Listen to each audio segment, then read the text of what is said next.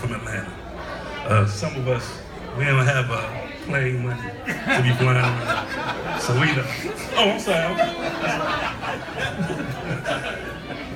My ticket and Mo's ticket, your ticket was $127. Amen. Okay, so, and how much you spend on gas, brother? About the same. Anyway, let's see, let's see if I can, Coach. There was one thing I can say about, it was my sophomore year, me and that dude James Garnett, and you put Mr. Battle out on the floor. We was playing against, was it Bell or somebody? And he said he told Jimmy to make sure we pat his score or his points. Make sure he get the ball every time. So I said, hey man, that dude he's leaving next week to go to school. I'm gonna pat his man. So I said, all right man, so I scored one bucket. And I said, what's going on? He said, oh man, Coach Mo told me to pass the ball to Tony. What? He already going to scholarship? He got a scholarship. We was blowing Bell out by 30 or something. And I said, oh man, that's messed up, man. I said, wow. I said, okay, well, you know, it is what it is. But I had some great memories with this team, and also, you know, with just to hang out with some superstars, man. And Mr. Battle, and Dunes, and Peanut, and Mr. Coleman. That's my dude, Shorty Ben. You know what I'm saying? So, and those years were great, and I wouldn't change it for the world. I appreciate you, Coach, for allowing me to be a part of this team, because what happened was, I think, when I went out for summer league, and then somebody said, oh, you got to try out again. I said, what? I'm on the team. He said, nah, you ain't never on the team. You got to try out again. So, I think I heard Tony say something to the fact that, because I was getting a lot of rebounds and blocking people's shot. He said, yeah, that's Tab. He went to Tab. He told you, Coach, he's like, that's Tab. He's like, oh, that's Tab? I'm like, yeah. And then our team kept winning. And then you put the regular ball players out there, and I had to jump against this guy right here on the tap. And somebody said, you got a Tab? I said, man, Dunes ain't nothing, I got it, man. So, I had a wonderful time, man. I can truly say that it's been a blessing to know this guy. This guy also knows some people from my hometown in Greenville, North Carolina. That's where he's from originally. So it's like, when I found that out and he said the same thing, I said, man, it's a small world and roots of people all over the world, man. You know, you run across them, you're like, wow. So it was a beautiful thing to be a part of this family. That's what it was, a family to me. And it's always gonna be a family to me. I love you guys. Thank you, Coach.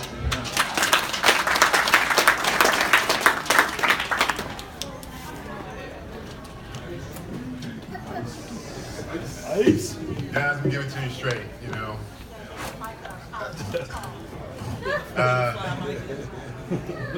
I grew up in Southeast DC, in the neighborhood where I grew up. I don't think there's another person in this room other than maybe Matt that's been to that neighborhood other than Mo.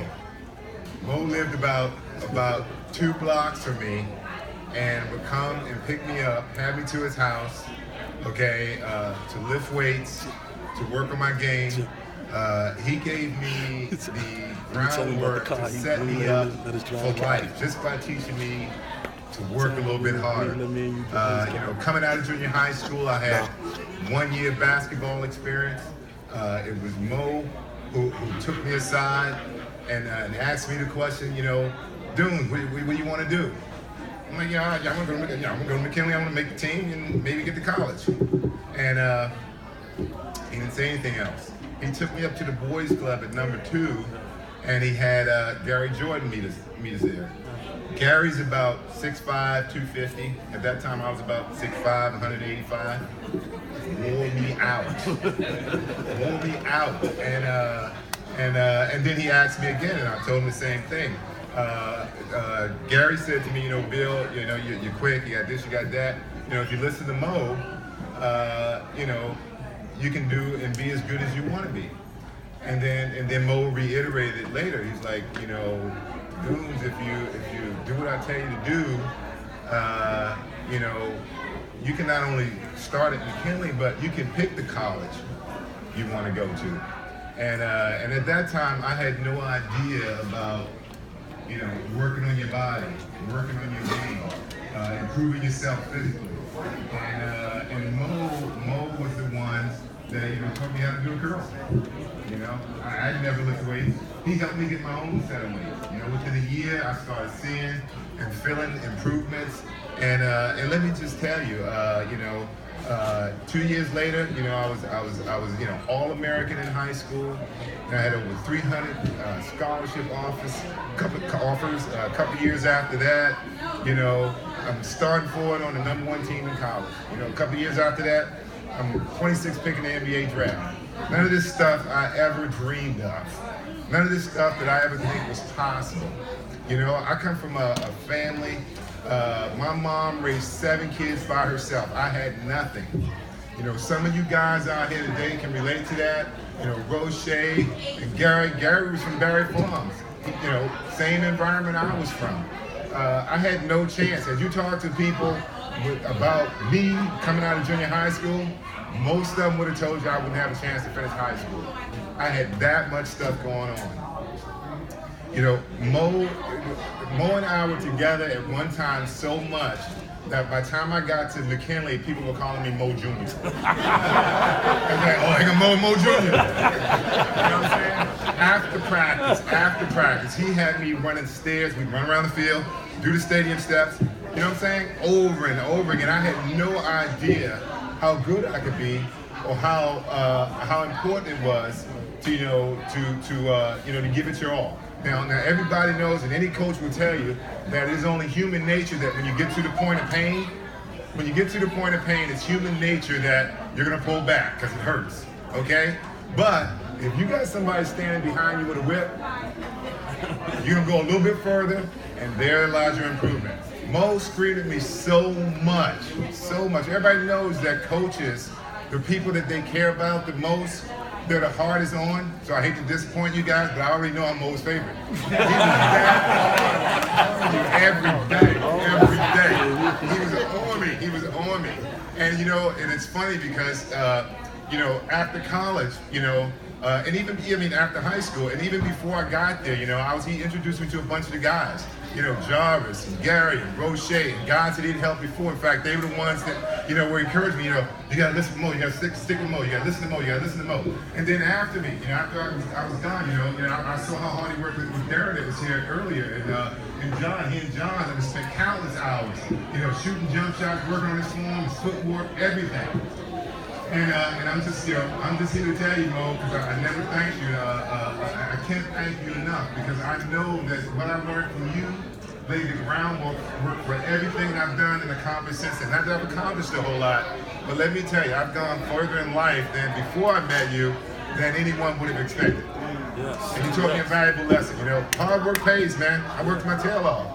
But you have to scream at me all the time. You guys remember that look? He get that look over you. You know? Anyway. Son. Anyway, when Gloria called me, because, you know, anytime something happened with McKinley, you know who you're going to hear from. Right. You know, Mac and Jeff called me, and they told me about it. And anybody that knows me knows that you know, my attention span's about 10 seconds. You know, I ain't the one to be in touch and remember stuff. And so I completely forgot about it a month later, and here comes Gloria. You know, the reminder. And the next day I was booking my flight because it's a no-brainer. You know, there's certain people in your life that have such an impact in your life that, you know, you're gonna do whatever you can for those people. You know, I was just one of those people that, out of coincidence, you know, Mo happened to come into my life and change my life. And for that, I'll be forever grateful. Love you, bro. Good.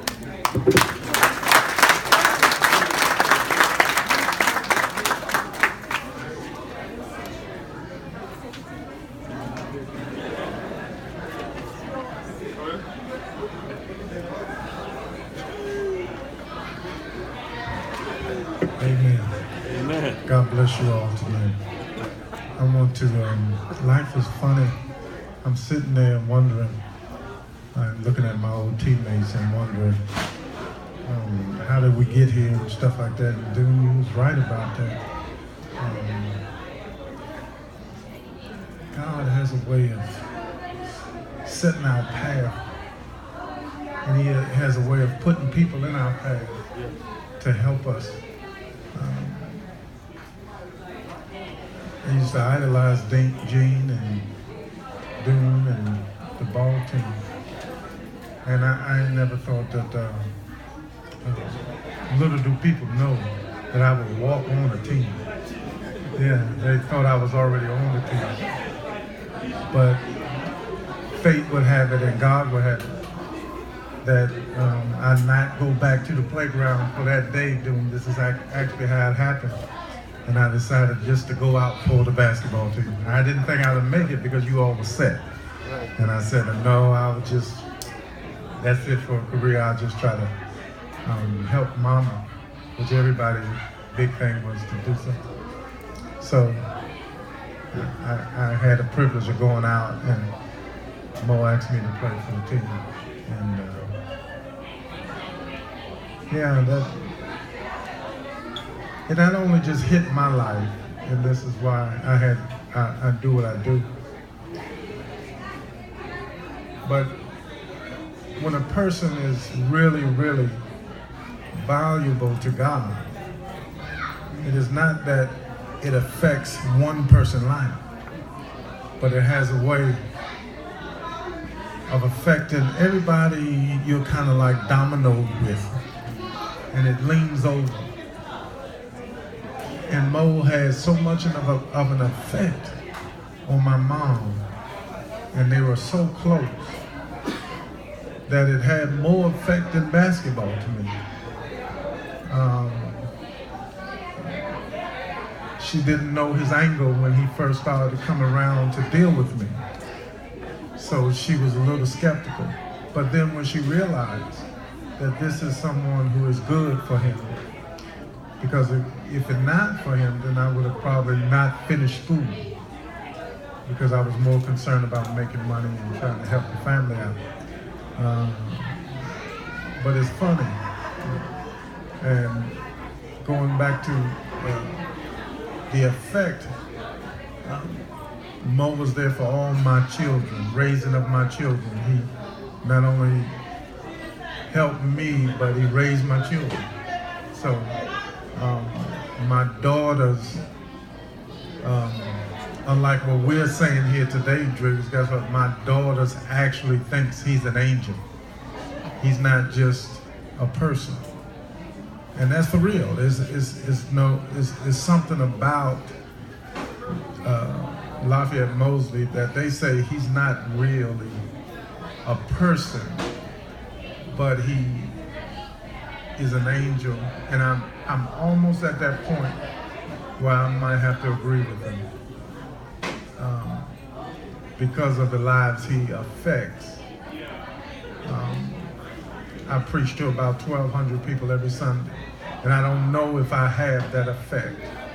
I know when I get in and fight for their lives, when I get in and fight for their well-being, Roche, when I get in and help them pay their light bills, pay their phone bills, when I get in and that's what separates us. And all his life, Mo has been doing that, not just with basketball. That's the caveat of what we were, and it helped me. But even when I matriculated through college and then on to meet and play with great professionals at the professional ranks for 12 years, the effect was never there. The absence of an angel, the presence of success was there, but the absence of an angel. So I decided that it was time that the angel come with me, so I could have